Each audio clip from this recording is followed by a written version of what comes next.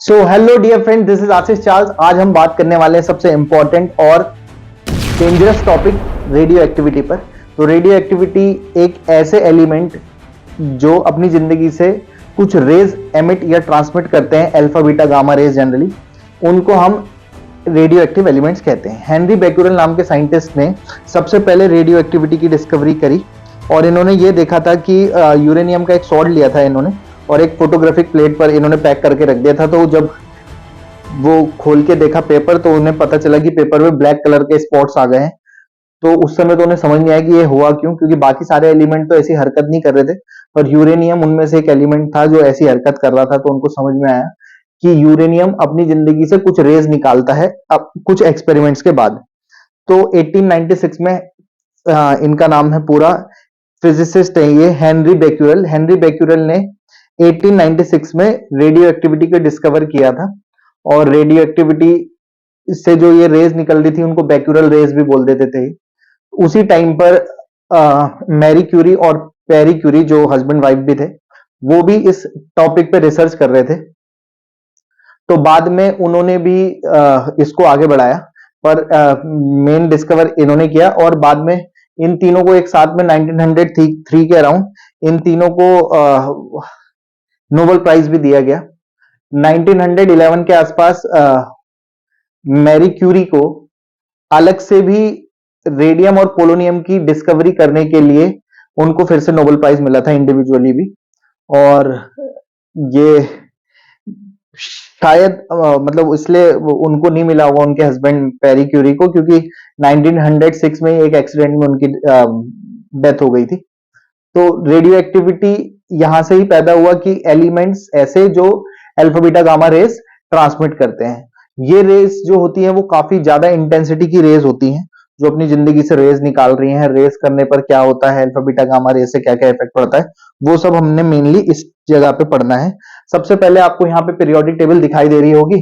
उस periodic table में जो जो मार्क किए हुए हैं वो वाले एलिमेंट्स, 84 एलिमेंट के एटॉमिक नंबर के बाद वाले ये सारे के सारे क्या है आपके, ये सब रेडियो एक्टिव एलिमेंट है। ये एक ऐसे एलिमेंट्स है जो अपनी जिंदगी से कुछ rays, alpha beta gamma rays transmit करते हैं। तो सबसे पहचानने का तरीका तो ये। और एक टेक्नीशियम है, सबसे छोटा एलिमेंट जो रेडियो एक्टिविटी की तरह बिहेव कर रहा है। वैसे तो और भी एलिमेंट्स हैं, जैसे पोटेशियम वाला भी हो गया आपका, और भी एलिमेंट्स हैं जो रेडियो एक्टिविटी शो कर लेते हैं। बट ये है कि उनमें रेडियो एक्टिविटी की क्वालिटी उतनी लेवल पे नहीं होती। वो न्यूट्रॉन बाय प्रोटॉन रेशियो पे डिपेंड करता है जनरली, या वो स्टेबिलिटी बेल्ट जो आपको ये ग्राफ दिखाई दे रहा होगा, इस ग्राफ पे जो ब्लू लाइंस आपको दिखाई दे रही हैं, इस ब्लू लाइन पे जो लाई करते हैं ऑलमोस्ट, वो आपके स्टेबल न्यूक्लियस माने जाते हैं। उनसे नीचे या ऊपर वाले बेल्ट पे जो नीचे या ऊपर आ रहे हैं वो आपके रेडियो एक्टिव एलिमेंट्स जनरली या काफी अच्छे वाले रेडियो एक्टिव एलिमेंट माने जाते हैं। इन सबको किनारे करके बात करते हैं ये इस डेटा पे, जिनमें 1.5 से न्यूट्रॉन बाय प्रोटॉन का रेशियो 1/1.5 से ज्यादा आता है या उसके ऑलमोस्ट अप्रोक्सीमेट आता है, तो वो वाले रेडियो एक्टिव माने जाते हैं जनरली।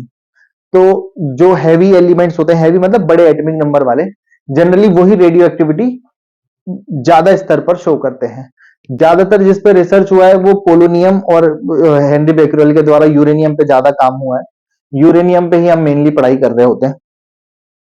तो आज हम इस जगह पे क्या क्या पढ़ने वाले हैं। सबसे पहले तो हम ये केमिस्ट्री लेक्चरर के एग्जाम के लिए तैयारी के लिए पढ़ रहे हैं और उसमें हमारे सिलेबस के अकॉर्डिंग वाली चीजों पे भी बात कर लेंगे। तो हमारा सिलेबस आपको दिख रहा होगा कि सिलेबस में हमारे पास हमने जो जो टॉपिक्स पढ़ने हैं मेनली उन पे हम फोकस करेंगे और फिर आगे बढ़ जाएंगे। तो theory of disintegration of radio active element, radio active element है, इसको हम छोटे छोटे एलिमेंट में तोड़ फोड़ देंगे। अल्फा बीटा गामा रेस कैसे होती है, सोडी फजान रूल्स क्या होता है, इनके बारे में पढ़ेंगे। Rate of disintegration of radio active element, rate ये केमिकल काइनेटिक्स का टॉपिक है, वैसे एक न्यूमेरिकल वहां से भी देख सकते हैं। और हाफ लाइफ वगैरह पे भी क्वेश्चन पूछ लिया जाता है। आर्टिफिशियल रेडियो एक्टिविटी भी, सब कुछ सारे टॉपिक ऑलमोस्ट एक ही है। सबसे मेन इंपॉर्टेंट बात बेसिक समझना ये होता है कि आपका अल्फा बीटा गामा रेस पास करने से क्या इफेक्ट पड़ता है एलिमेंट पे, वो सबसे इंपॉर्टेंट टॉपिक है। वहीं से ज्यादातर क्वेश्चन आते हैं। ट्रांसम्यूटेशन ऑफ एलिमेंट है, न्यूक्लियर फिजन और फ्यूजन, ये काफी हद तक सबसे काफी खास इंपॉर्टेंट टॉपिक है, न्यूक्लियर फिजन और फ्यूजन। एंड देयर बैलेंसिंग, उनको बैलेंस कैसे करते हैं, वहां से क्वेश्चंस बनते हैं काफी सारे। Nuclear forces, nuclear binding energy के बारे में बात करनी है, और nuclear stability and neutron by proton ratio पे बात करनी है। ये आपका सिलेबस है, इसमें मेनली हमने इस पर डिस्कशन करना है। सबसे ज्यादा important alpha beta gamma raise और रिएक्शंस वगैरह दिखाना है, न्यूक्लियर फिजन और फ्यूजन, बाकी सब कुछ घुमा फिरा करके एक ही बातें हैं। तो हम कहानी शुरू करते हैं। तो कहानी शुरू होने के लिए सबसे पहले रेडियो एक्टिव पहचानने की तरीका क्या है। जो अल्फा बीटा गामा रेज निकालते हैं, हम देख भी नहीं पाएंगे जनरली कि अल्फा बीटा गामा रेज निकल रही है, पर जो कौन कौन से थे ये आपको बता दिए, एटॉमिक नंबर ये वाले जो पीरियोडिक टेबल में आपको दिखाया था अभी। एक तो उन चीजों पे डिस्कशन करना था। तो हम कहानी शुरू करते हैं सीधे, फिर हम क्वेश्चन आंसर्स पे बात करेंगे डायरेक्ट। सो हम बात करते हैं यहाँ पर एक इंपॉर्टेंट टॉपिक पर, जो कि अल्फा बीटा गामा रेज निकालने पर एलिमेंट एटम पर क्या इफेक्ट पड़ता है। कि जैसे अगर माना कोई एलिमेंट है हमारा एक्स, एटॉमिक नंबर Z है और एटॉमिक मास A है, तो अगर मैं उसमें से अल्फा रेज इमिट करता हूं, ट्रांसमिट करता हूं, तो इसमें एटॉमिक नंबर में 2 की कमी हो जाती है, एटॉमिक नंबर 2 कम हो जाता है, और एटॉमिक मास में 4 की कमी हो जाती है। ऐसे ही अगर दूसरा एलिमेंट कोई मैं X ले लूं, तो उसमें हम अगर बीटा एमिशन करा देते हैं। बीटा एमिशन क्या है? बीटा एमिशन कुछ नहीं है, जनरली बीटा एमिशन आपका इलेक्ट्रॉन से रिलेटेड होता है। -1 बीटा 0 से प्रेजेंट कर लेते हैं, या इसको इलेक्ट्रॉन भी बोल दिया जाता है कि इलेक्ट्रॉन से प्रेजेंट करते हैं। तो जब मैं किसी एलिमेंट से बीटा एमिशन करवाता हूं, तो बीटा एमिशन कराने पर एटॉमिक नंबर में तो 1 की बढ़ोतरी हो जाती है, ये भी क्वेश्चन पूछे जाते हैं, और एटॉमिक मास सेम रहता है। जब हम गामा रेडिएशन ट्रांसमिट करवाते हैं, गामा रेज निकालते हैं, तो गामा रेज निकालने से कोई भी फर्क नहीं पड़ता है। ये अल्फा बीटा गामा रेज, यहां से ये सबसे इंपॉर्टेंट टॉपिक है, यहीं से क्वेश्चंस पूछे जाते हैं। एग्जांपल के तौर पर अगर मैं आपको यहाँ पे ये एग्जांपल दे दूं, 92 यूरेनियम 235 वाला दे देते हैं, तो इसमें से अगर हम अल्फा रेज निकालें, बीटा रेज निकालें, गामा रेज निकालें, तो क्या क्या होगा वो आप यहाँ पे समझ सकते हैं। अल्फा रेज निकालने पर एटॉमिक नंबर में 2 की कमी, एटॉमिक मास में 4 की कमी। बीटा रेज निकालने पर एटॉमिक नंबर में 1 की बढ़ोतरी, एटॉमिक मास सेम रहता है। गामा में निकालने पर एलिमेंट पर कोई फर्क नहीं पड़ता। तो basically nuclear fission, nuclear reactions कराने पर, ये न्यूक्लियर रिएक्शन है, न्यूक्लियस की रिएक्शंस है, रेडियो एक्टिव रिएक्शंस है, इनसे हम एटम को भी चेंज कर सकते हैं। जैसे यूरेनियम 92 से 90 वाला एटॉमिक नंबर वाला बन गया, तो ऐसे हम एलिमेंट को भी चेंज कर सकते हैं। रेडियो एक्टिविटी की इतनी खास बात है। और सबसे खास बात तो यह है कि इसमें जो हम नेक्स्ट टॉपिक पढ़ेंगे, न्यूक्लियर फिजन और न्यूक्लियर रिएक्शंस वाला, ये कुछ क्वेश्चंस आप खुद ट्राई करेंगे इसमें। और न्यूक्लियर फिजन और न्यूक्लियर फ्यूजन वाला मामला, तो वो सबसे खास बात है, यहाँ पर बम फटना सिखाते हैं हम आपको। तो जनरली क्या होता है न्यूक्लियर फिजन में, जब कोई एलिमेंट होता है आपके पास, उस एलिमेंट पर न्यूट्रॉन अटैक करता है, 0n1 वाला न्यूट्रॉन अटैक करता है। तो न्यूट्रॉन अटैक करने पर क्या होता है कि वो एलिमेंट टूट जाता है, स्प्लिट हो जाता है, और टूटने के बाद वो आपके अलग अलग एलिमेंट में कन्वर्ट हो जाता है। जैसे यूरेनियम 235 को हमने क्या करा, न्यूट्रॉन दिया, और वहां पे क्या हो गया, फिजन हो गया। फिजन का मतलब ही क्या होता है, डिसोशिएट हो जाना, टूट जाना। तो फिजन होने पर क्या हुआ, स्ट्रोंशियम 94 वाला बन गया एटॉमिक मास वाला, प्लस जिनॉन, और 3 न्यूट्रॉन्स भी निकलते हैं, ये भी ध्यान रखेंगे। तो ये एक रिएक्शंस आपको दिखाई दे रही है, और ये फिजन होने से क्या होता है, बहुत ज्यादा एनर्जी रिलीज होती है। जो 3 न्यूट्रॉन्स लास्ट में निकले हैं, ये 3 न्यूट्रॉन फिर किसी न्यूक्लियस यूरेनियम वाले पे टकराएंगे, फिर से स्प्लिटिंग होगी, फिर से फिजन होगा, और बार बार एनर्जी एनर्जी एनर्जी रिलीज होती रहती है। तो जब एनर्जी बहुत ज्यादा मात्रा में रिलीज होती है, तो वही आपके एटम बम फटने का रीजन है। एटम बम इसी रिएक्शंस की वजह से होता है, इन्हीं को चेन रिएक्शंस कहते हैं। ब्लास्ट होते चले जाएंगे, होते चले जाएंगे, बम फटते चले जाएंगे, और इतनी तबाही मचाएंगे, जैसे कि नागासाकी हिरोशिमा में नागासाकी और हिरोशिमा में हुआ था, जापान वाले में। तो उस बेसिस पर न्यूक्लियर फिजन्स की रिएक्शंस होती है। अगर ये अनकंट्रोल्ड फॉर्मेट में होती है, तो बम फटते हैं, एटम बम्स का एक्सप्लोजन हो जाता है। और अगर ये कंट्रोल्ड फॉर्मेट में होती है, तो आप इससे इलेक्ट्रिसिटी भी पैदा करवा सकते हैं। तो इनकी वजह से न्यूक्लियर फिजन्स होता है। न्यूक्लियर फिजन फ्यूजन इसके ठीक उल्टा है। फ्यूज मतलब चीजें जुड़ जाना है। तो जब आपके पास एक ड्यूटेरियम और ट्राइटिनियम के पार्टिकल्स आपस में क्या करते हैं, कनेक्ट करते हैं, कंबाइन करते हैं, तो 2He4 beta particle, sorry alpha particle को 2He4 से भी दिखाते हैं, हीलियम भी बोल देते हैं। तो ये आपका 2He4 और न्यूट्रॉन पैदा कर रहा है, और ये आपस में क्या कर रहे हैं, जुड़ रहे हैं, फ्यूज हो रहे हैं। तो जब ये फ्यूज होते हैं, जुड़ते हैं, तो यहाँ पर से बहुत ज्यादा मात्रा में एनर्जी रिलीज होती है। यहाँ पर न्यूक्लियस एक्चुअली जुड़ रहे होते हैं, एटम्स जुड़ रहे होते हैं और जुड़ के क्या करते हैं, ये बहुत ज्यादा मात्रा में एनर्जी रिलीज करते हैं। ये आपका हाइड्रोजन बम का निर्माण करते हैं। हाइड्रोजन बम और एटम बम में डिफरेंस है। हाइड्रोजन बम 100 गुना ज्यादा तबाही मचा सकता है। अगर हम ये बोलें कि एटम बम जो कि यूरेनियम वाले फिजन रिएक्शंस की वजह से हो रहा था, वो अगर एक सिटी की तबाही मचा सकता है, तो हाइड्रोजन बम पूरी की पूरी कंट्री को तबाह कर सकता है। इतना दम इसमें होता है, 1000 गुना ज्यादा पावर इसमें रहती है। तो एक पूछा जाता है कि दोनों में ज्यादा डेंजरस कौन है, तो वैसे तो विच इज मोर डेंजरस अगर पूछा जाए, एनर्जी की बात करी जाए तो फ्यूजन में बहुत ज्यादा एनर्जी रिलीज होती है, लेकिन फिजन को इन्होंने डेंजरस बोला है। पेनिट्रेटिंग पावर, गामा रेडिएशन में जो पेनिट्रेटिंग पावर होती है वो सबसे ज्यादा पावर होती है गामा रेडिएशंस में। और एक टॉपिक और था इस पे मुझे बात करना था आपसे, फिर हम क्वेश्चन आंसर्स पे चले जाएंगे सीधे। पेनिट्रेटिंग पावर पे आता है, हैवीएस्ट कौन है और आयनाइजिंग पावर किसकी सबसे ज्यादा होती है। तो पेनिट्रेटिंग में अल्फा सबसे कम पेनिट्रेट करता है, बीटा ज्यादा पेनिट्रेट करता है, ज्यादा अंतर तक घुसता है, गामा रेज और ज्यादा पेनिट्रेट कर सकती है। फिर दूसरी चीज आती है हैवीएस्ट कौन है, तो alpha alpha particle, alpha rays सबसे ज्यादा स्ट्रॉन्ग मानी जाती है, हैवी मानी जाती है, बीटा उससे कम और गामा उससे भी कम हैवीएस्ट माना जाता है। आयनाइजिंग पावर जो होती है वो सबसे ज्यादा आपके पास अल्फा में आयनाइजिंग पावर सबसे ज्यादा होता है, अल्फा पे सबसे ज्यादा चार्ज माने जाते हैं। गामा पे बीटा पे आयनाइजिंग पावर कम होगी और गामा में आयनाइजिंग पावर सबसे कम हो जाएगी। अब हम सीधे चले जाते हैं आपके क्वेश्चन आंसर्स वाले टॉपिक पे और फिर हम नीट वगैरह के क्वेश्चंस पे भी डिस्कशन करेंगे। तो आपको एक एक करके यहाँ पे क्वेश्चन आंसर्स दिखते रहेंगे और हम आगे बात करते रहते हैं। Who propose the theory of radio active disintegration, radio activity theory किसने दी थी, तो रेडियो एक्टिविटी को तो हेनरी बेक्यूरेल और वो जो मैडम थी, मैडम क्यूरी और प्यारी क्यूरी, उनके हस्बैंड थे, उन्होंने दिया था। लेकिन इस पे हम एक सोडी फजान रूल भी पढ़ते हैं, जो हम न्यूक्लियर फिजन्स वगैरह की रिएक्शंस पढ़ रहे थे वो एक्चुअली सोडी और फजान का ही दिया हुआ है, लेकिन इन्होंने यहाँ पे फजान का नाम नहीं दिया है। तो रदरफोर्ड ने भी न्यूक्लियस पे बहुत काम किया है, तो ऑप्शन के अकॉर्डिंग रदरफोर्ड एंड सोडी वाला option will be the correct option. Alpha particle consist of, alpha particle क्या होते हैं, इलेक्ट्रॉन, प्रोटॉन, हीलियम, न्यूट्रॉन। तो अल्फा पार्टिकल मैंने आपको बताया था 2He4 को कहते हैं और ये हीलियम ही है एक्चुअली, तो ये हीलियम को इससे प्रेजेंट करते हैं या हीलियम ही अल्फा पार्टिकल है। Which radiation has the highest penetrating power, अभी बताया था गामा रेज में पेनिट्रेटिंग पावर सबसे ज्यादा होती है।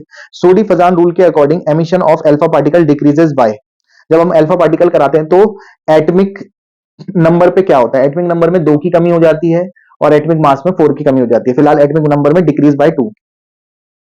Beta decay atomic number, during beta decay atomic number पे क्या होता है, जब बीटा डीके होता है तो एटमिक नंबर में 1 की बढ़ोतरी होती है, एटमिक मास सेम रहता है।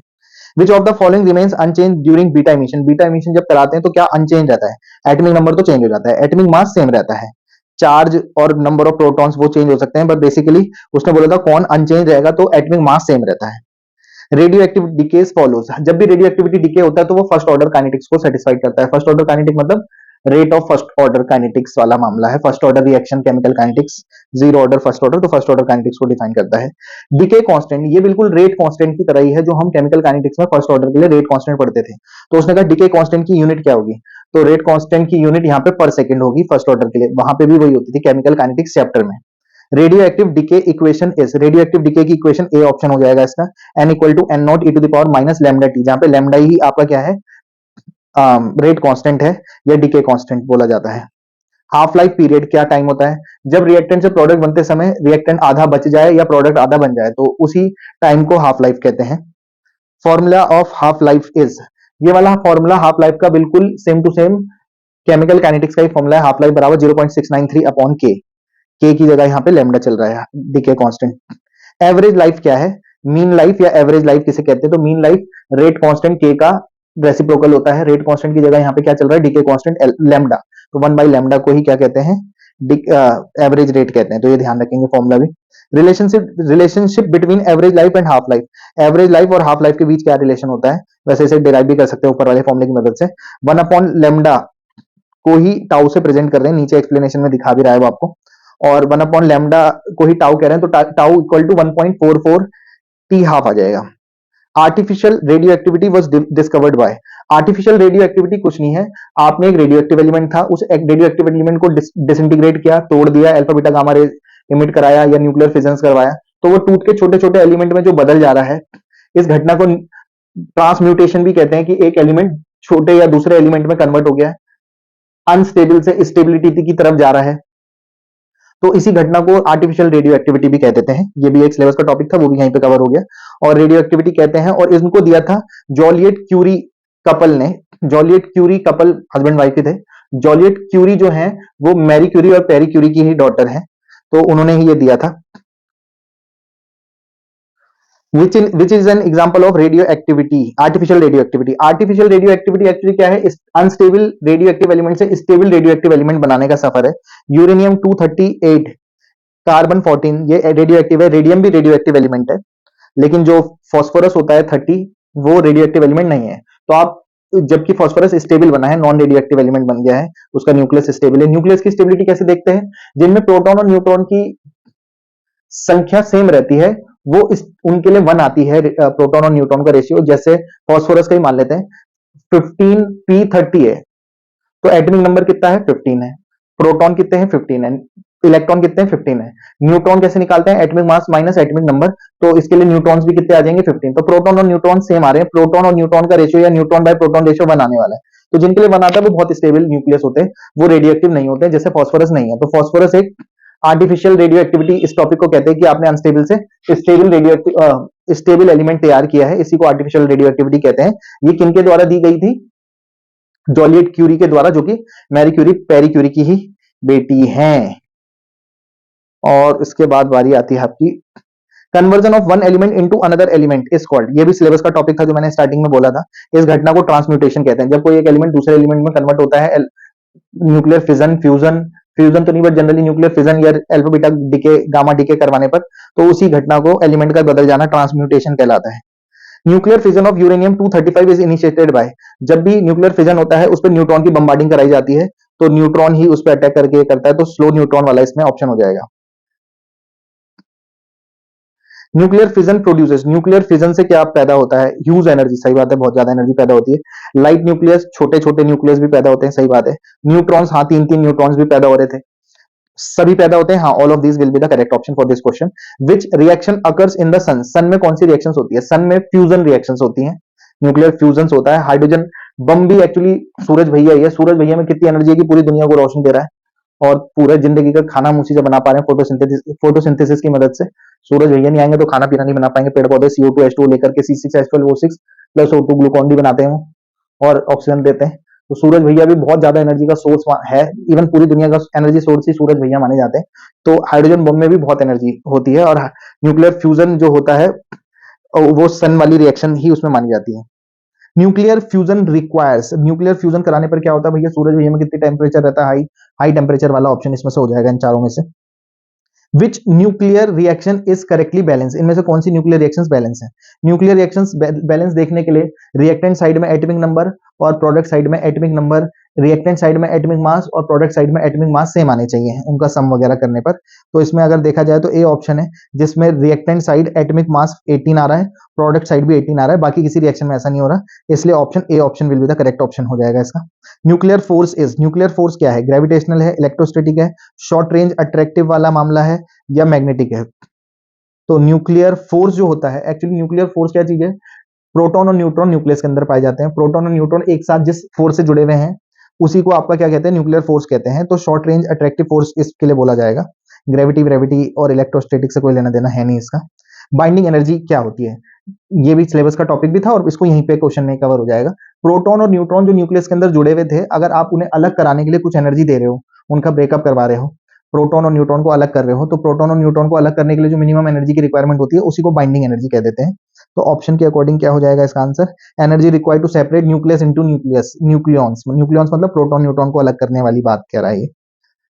मास डिफेक्ट इज, मास डिफेक्ट क्या होता है पहले समझते हैं। प्रोटॉन और न्यूट्रॉन पाए जाते हैं न्यूक्लियस में। जैसे माना कि न्यूक्लियस पे न्यूक्लियर चार्ज जो है वो 30 है, लेकिन प्रोटॉन और न्यूट्रॉन के मास का सम किया तो वो 28 आया, तो मास का डिफरेंस कितना आ गया? 2 का डिफरेंस आ गया। एक्चुअली में न्यूक्लियस पे चार्ज अगर 30 है, तो प्रोटॉन और न्यूट्रॉन के मास का सम भी 30 आना चाहिए था, पर उतना जो आना चाहिए था वो आया नहीं, 2 का डिफरेंस आ गया, उसी को मास डिफेक्ट कहते हैं। तो actual nuclear charge proton neutron के मास के चार्ज का मास का डिफरेंस मास डिफेक्ट कहलाता है आपका। Binding energy is calculated using, binding energy को कैलकुलेट कर सकते हैं किस इनमें से कौन से वाले फॉर्मूले वगैरह से। तो बाइंडिंग एनर्जी वगैरह जो काम करती है, प्रोटॉन न्यूट्रॉन को जुड़ाव जो था वो आइंस्टीन के नियमों पर चलता है, E equal to mc², option हो जाएगा। The most stable nuclei possess, जो ज्यादा स्टेबल न्यूक्लियस होता है उसमें क्या होती है, हाई बाइंडिंग एनर्जी ज्यादा होती होगी तो वो टूटते नहीं होंगे, टूटेंगे नहीं, अलग नहीं होंगे, तो वो स्टेबल न्यूक्लियस माने जाते हैं। Which element has high nuclear stability, इनमें से किसमें न्यूक्लियर स्टेबिलिटी ज्यादा होगी। न्यूक्लियर स्टेबिलिटी कैसे देखते हैं, मैंने इस बात को पहले भी बोला है, फिर से बोल रहा हूं, जिसमें प्रोटॉन और न्यूट्रॉन सेम होते हैं या ऑलमोस्ट सेम होते हैं, वन न्यूट्रॉन प्रोटॉन का रेशियो 1 या 1 के अराउंड ऑलमोस्ट 1 आता है, वो आपके स्टेबल न्यूक्लियस माने जाते हैं। जिनका गैप प्रोटॉन और न्यूट्रॉन का काफी ज्यादा आएगा, जैसे यूरेनियम 92 और 235 में न्यूट्रॉन और प्रोटॉन तो कितने हैं, 92 हो गए, लेकिन न्यूट्रॉन कितने आ रहे हैं, 92 नहीं आ रहे, उनका रेशियो 1.5 से ज्यादा ही आ रहा होगा, या 1.5 आ रहा होगा, उससे ज्यादा आएगा। तो न्यूट्रॉन और प्रोटॉन का रेशियो अगर ज्यादा गैप रहता है उनके बीच, तो वो आपके क्या कहलाते हैं, रेडियो एक्टिव एलिमेंट कहलाते हैं, स्टेबल नहीं माने जाते। इसने सबसे सवाल में पूछा है कि ज्यादा स्टेबल कौन होगा। यूरेनियम एक रेडियो एक्टिव है, रेडियम एक रेडियो एक्टिव है, थोरियम एक रेडियो एक्टिव है, रेडियो एक्टिविटी के लिए पीरियोडिक टेबल जो दिखाया था, फिर से उससे समझ सकते हैं इस बात को। और वैसे भी आयरन ही उसमें सबसे ज्यादा स्टेबल न्यूक्लियस होगा। For light stable nuclei, neutron by proton ratio, जो लाइट वाले जो रेडियो न्यूक्लियस होते हैं, लाइट मतलब छोटे एलिमेंट्स जो होते हैं, उनमें न्यूट्रॉन प्रोटॉन का रेशियो कितना आता है, या स्टेबल न्यूक्लियस के लिए इसने पूछा है। स्टेबल न्यूक्लियस के लिए इसको 1 आना चाहिए मेरी नजरों में, तो बी ऑप्शन 1 हो जाएगा, न्यूट्रॉन बाय प्रोटॉन का रेशियो 1 आना चाहिए। प्रोटॉन और न्यूट्रॉन सेम आने चाहिए, कहने का मतलब ये। Heavy stable nucleus have neutron proton ratio, वैसे इसे स्टेबल नहीं बोलना चाहिए था, हैवी न्यूक्लियस बोलना चाहिए था, उसके लिए 1 से बड़ा आएगा, जो स्टेबल नहीं है मतलब हैवी है। A nucleus having neutron by proton ratio much higher than stability line, stability line वही है जो कि मैंने आपको स्टेबिलिटी बेल्ट के बारे में बताया था, कुछ नहीं है, 1.5 से बड़ी वैल्यू बहुत ज्यादा रेडियो एक्टिव होते हैं, उससे कम वाले जो स्टेबिलिटी बेल्ट पर लाई करती हैं, ब्लू लाइन जो दिखाई दे रही है, वो आपके स्टेबल वाले न्यूक्लियस माने जाते हैं। तो nucleus having neutron by proton ratio much higher than stability line undergoes, alpha decay कराने पर, बीटा डीके कराने पर तो एटॉमिक नंबर में 1 की बढ़ोतरी होती है, एटॉमिक मास सेम रहता है, जबकि अल्फा डीके कराने पर एटॉमिक नंबर में 2 की और एटॉमिक मास में 4 की कमी हो जाती है, जबकि बाकियों में तो चेंज होता ही नहीं है ना के बराबर। इसलिए अल्फा डीके कराने पर न्यूट्रॉन और प्रोटॉन का रेशियो बहुत ज्यादा बढ़ जाएगा, जबकि बीटा डीके कराने पर न्यूट्रॉन प्रोटॉन के रेशियो में बहुत ज्यादा गड़बड़ी नहीं आएगी, क्योंकि अल्फा डीके कराने पर तो एटॉमिक नंबर में 2, एटॉमिक मास में भी 4 की कमी हो जाती है, जबकि बीटा डीके कराने पर सिर्फ एटॉमिक नंबर में 1 की बढ़ोतरी होती है, एटॉमिक मास तो सेम रहता है, तो उसमें बहुत ज्यादा गड़बड़ी नहीं होती। तो प्रोटॉन न्यूट्रॉन के रेशियो में बहुत ज्यादा चेंज नहीं आता, बहुत ज्यादा बड़ा डिफरेंस नहीं आता, तो इस वजह से वो स्टेबिलिटी बीटा डीके की वजह से होगी। कुछ फॉर्मूले यहाँ दे रखे हैं आपको important. Rate of disintegration, rate का फॉर्मूला ये है -dn/dt equal to lambda n। Radio active decay का फॉर्मूला पहले ही पढ़ा दिया था आपको, n equal to NO d to the power lambda t, t हाफ इक्वल टू 0.693 अपॉन k या लैम्डा, जो हाफ लाइफ का फॉर्मूला ये होता ही है। एवरेज लाइफ टाउ से प्रेजेंट कर रहे हैं इसको, और tau equal to 1 by lambda कहते हैं। लैम्डा और टी हाफ के बीच रिलेशन पहले ही पढ़ा दिया, इसके पे क्वेश्चन भी था। बाइंडिंग एनर्जी का फॉर्मूला mc² से दिया जाता है, वही आइंस्टीन इक्वेशन पे, थ्योरी पे काम करता है। 7 नंबर का क्वेश्चन, बाइंडिंग एनर्जी क्या होती है, बाइंडिंग एनर्जी का formula equal to lambda m into 931.5 ये दिया है। 30 क्वेश्चंस पे हम यहाँ पे बात भी कर चुके हैं। रेडियो एक्टिविटी के कुछ और क्वेश्चंस हम आपके साथ डिस्कस करेंगे। नीट के कुछ क्वेश्चंस पे भी बात कर लेते हैं। एक क्वेश्चन ये आपको दिखाई दे रहा होगा, the radio active isotope C6 मतलब कोबाल्ट वाला है, which is use to treatment of cancer can be made by neutron proton reaction. Neutron proton reaction भी अभी आपको पढ़नी पड़ेगी, तभी ये क्वेश्चन लग पाएगा। For this reaction target nucleus क्या होगा। तो आपके पास एक कोबाल्ट एक एलिमेंट था, उस पे आपने क्या करा, एक क्वेश्चन इसी पे ये भी बनता है कि कौन सा रेडियो एक्टिव एलिमेंट या कौन सा एलिमेंट होता है जो जो यूज किया जाता है कैंसर के ट्रीटमेंट के लिए। तो कोबाल्ट 2760 एटॉमिक मास वाला कैंसर के ट्रीटमेंट के लिए यूज किया जाता है। ये क्वेश्चन पूछा भी गया है एक बार कहीं पे किसी कॉम्पिटेटिव एग्जाम में। तो अभी हम इसके आंसर पे बात कर लेते हैं। तो सबसे पहले आपको मैं ये दिखा दूं कि इसकी रेडियो एक्टिव जो रिएक्शंस होती है, न्यूट्रॉन प्रोटॉन रिएक्शन, वो ये होती है। कोई एलिमेंट एक्स है, उस पर आपने न्यूट्रॉन की बम्बार्डिंग कराई, तो वो आपका कोबाल्ट पैदा कर रहा था, और प्लस 1H1 प्रोटॉन पैदा कर रहा था। प्रोटॉन कह देते हैं हाइड्रोजन को, हाइड्रोजन प्रोटियम ड्यूटेरियम ट्राइटियम तो आप समझते हो, वो पैदा कर रहा है। तो इस रिएक्शन में हमें करना क्या होता है, लेफ्ट साइड में एटॉमिक नंबर का सम, राइट साइड में एटॉमिक नंबर का सम बराबर आना चाहिए। लेफ्ट साइड में एटॉमिक मास का सम, राइट साइड में एटॉमिक मास का सम बराबर आना चाहिए।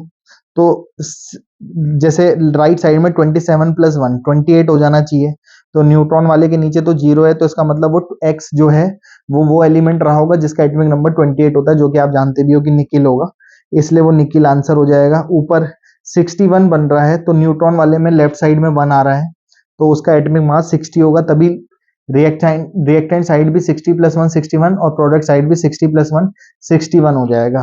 तो ये क्वेश्चन होप आपको समझ में आ गया होगा। तो टारगेट न्यूक्लियस क्या बनेगा, हम अगर न्यूट्रॉन की बम्बार्डिंग कराते हैं, न्यूट्रॉन प्रोटॉन रिएक्शन करवाते हैं, तो निकिल 60 वाला आपका फॉर्म हो जाएगा। तो एक क्वेश्चन तो ये हो गया इससे रिलेटेड। नेक्स्ट एक और क्वेश्चन डिस्कस कर लेते हैं इसका। ये ही सबसे इंपॉर्टेंट न्यूक्लियर फिजन की रिएक्शन है, काफी बार पूछी जाती है। उसने कहा यूरेनियम 235 है, इसने क्या करा, न्यूट्रॉन एब्जॉर्ब किया, जिनॉन, स्ट्रोंसियम और एक एक्स पैदा कर दिया। तो व्हाट विड एक्स क्या होगा आप बताओ।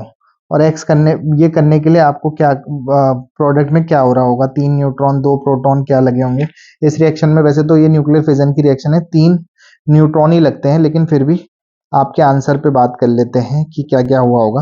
ये रिएक्शन आपको दिखाई दे रही होगी, ए बी आपको एक्स चाहिए था, उसने बताया आपको। तो इस रिएक्शन में आपको लेफ्ट साइड में रिएक्टेंट एटॉमिक नंबर का सम और प्रोडक्ट साइड में रिएक्ट वो एटॉमिक नंबर का सम करेंगे, तो आपके पास ए की वैल्यू 0 आ रही है। ऐसे ही एटॉमिक मास का सम रिएक्टेंट साइड में और प्रोडक्ट साइड में एटॉमिक मास का सम को इक्वेट किया, तो बी की वैल्यू 3 आ गई। तो एक्स की वैल्यू आ गई 0 x1, एक्स एक्चुअली न्यूट्रॉन ही है, तो 0n1 मतलब सॉरी 3n1 आ गया, 3n1 आ गया होगा, 30n1 मतलब 3 न्यूट्रॉन पैदा होंगे, तो 3 neutron will be the correct answer हो जाएगा। वैसे भी ये वाली रिएक्शन न्यूक्लियर फिजन की रिएक्शन थी, बार बार इसी पे क्वेश्चंस पूछा जाता है, तो इंपॉर्टेंट रिएक्शन है, बिल्कुल चार्ट के जाएं। नेक्स्ट इसमें ये काफी अच्छा क्वेश्चन लगता है मुझे। If species XAB emits firstly a positron, then 2 alpha, 2 beta, and 1 alpha, finally converted to species Y, C, D, C atomic number, atomic mass D. So correct relation is, तो यहां पर एक सबसे पहले जो इसने बोला कि कोई एलिमेंट X था, उसमें आपने एक पॉजिट्रॉन रिलीज करवाया, पॉजिट्रॉन इमिट करवाया, फिर 2 अल्फा 2 बीटा रेस इमिट करवाई, और फिर लास्ट में एक अल्फा और रिलीज कराया। तो क्या होगा, यहाँ पे अभी तक हमने न्यूट्रॉन की बम्बार्डिंग वगैरह तो करवाई थी, लेकिन पॉजिट्रॉन शब्द आपने पहली बार सुन रहे हो। तो इस रिएक्शन में मैं आपको यहाँ पे दिखा देता हूँ कि आप इस क्वेश्चन को कैसे करने वाले हैं। बहुत सिंपल सा क्वेश्चन है, बहुत ही सरल टाइप के सवाल हैं, गधेपन वाले सवाल, पर पढ़े नहीं हो तो कट जाएंगे सारे के सारे। तो सबसे पहली बात, तो पॉजिट्रॉन जो होता है वो बीटा का अपोजिट पार्टिकल है, बीटा इलेक्ट्रॉन है, तो पॉजिट्रॉन उसका उल्टा है। जैसे बीटा के लिए -1 बीटा 0 करते हैं, यहाँ पे +1 बीटा 0 कह देंगे। वहां पे 1 प्लस बीटा मतलब इलेक्ट्रॉन जैसा ही टाइप का चार्ज है, पार्टिकल है, बस उस पर पॉजिटिव चार्ज है, उसी को पॉजिट्रॉन कह रहे हैं। तो +1 बीटा 0 कहने का मतलब है। तो आपको ये पहला स्टेप दिख रहा होगा। तो फिर आपका x बना a-1, क्योंकि जब हम बीटा पार्टिकल रिलीज करवाते थे, इलेक्ट्रॉन रिलीज करवाते थे, तो तब हमारा एटॉमिक नंबर में 1 की बढ़ोतरी होती थी, लेकिन पॉजिट्रॉन इमिट करवाने पर एटॉमिक नंबर में 1 की कमी हो जाएगी, तो इसलिए a-1 और b रह गया। फिर जब x से आपने 2 अल्फा पार्टिकल रिलीज कराया, तो अल्फा पार्टिकल रिलीज कराने पर क्या होता है, एटॉमिक नंबर में 2 की कमी, एटॉमिक मास में 4 की कमी। तो अब जो x है वो क्या बन गया होगा, a-5 b-8। समझ में आया होगा, 4 की कमी आई तो a-1 -4 a-5 बन गया होगा। फिर आपने क्या करा, x जो a-5 b-8 वाला बना है, अब आपने उसमें से 2 बीटा पार्टिकल ट्रांसमिट करवा दिए। तो बीटा पार्टिकल जब हम ट्रांसमिट कराते हैं तो एटॉमिक मास तो सेम रहता है, b-8 ही रहेगा, लेकिन एटॉमिक नंबर में 2 की बढ़ोतरी हो जाएगी, एक एक करके, एक बड़ा होगा फिर एक और बड़ा होगा, क्योंकि 2 बीटा पार्टिकल रिलीज करने की बात की है इसने। तो a-3 और b-8 बच जाएगा। फिर उसने बोला कि अल्फा पार्टिकल रिलीज कराओगे तो क्या होगा, तो अल्फा पार्टिकल रिलीज कराने पर एटॉमिक नंबर में 2 की, एटॉमिक मास में 4 की कमी हो जाएगी, तो x a-5 b-12 हो जाएगा। तो ऑप्शन कौन सा हो जाएगा आपको, a-5 b-12 वाला आपको समझ में आ रहा होगा। बाकी जी लो अपनी जिंदगी, नेक्स्ट क्लास में पियेंगे खून, और बताएं कैसी लगी आज की वीडियो। और काफी सारे क्वेश्चंस पे हमने डिस्कशन कर लिया है। Thank you so much for listening me carefully. Video को शेयर करें, सारे जितने हमारे केमिस्ट बनने वाले हैं, लेक्चरर बनने वाले हैं, उनके साथ वीडियो को शेयर करें जो जो तैयारी कर रहे हैं। और किसी भी डाउट हो, कोई टॉपिक पे आप वीडियो चाहते हैं तो आप मुझे बताएं, उन पे बात करेंगे। PYQs वाले क्वेश्चंस हम पूरी पार्ट कंप्लीट करेंगे उसके। बाकी thank you so much, have a good day.